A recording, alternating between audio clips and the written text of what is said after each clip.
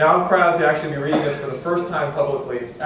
Actually, I'm going to have to say it's the second time publicly, because last night at about 12:15, and I'm sorry to a few of you guys, but I ended up going down and visiting Tommy J.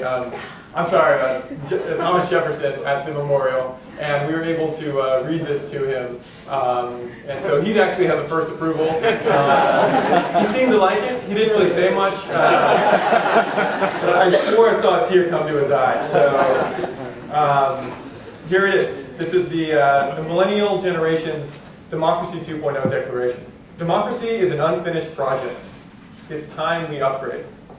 We, the Millennial Generation, are uniquely positioned to call attention to today's issues and shape the future based on the great legacy we have inherited.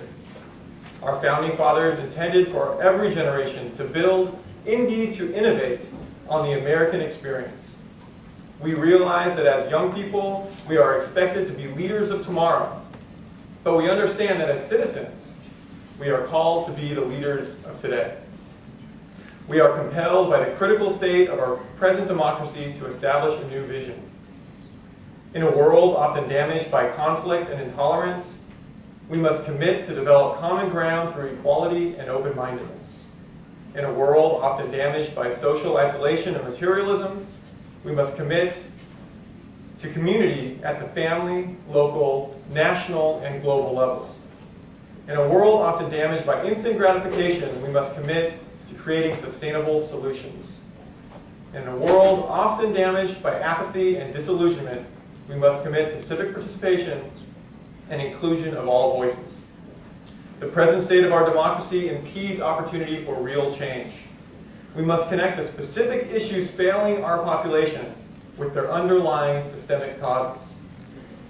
Our government seems unable or unwilling to adequately address our broadest problems, including economic inequality, America's role in the world, and the effect of money on the democratic process.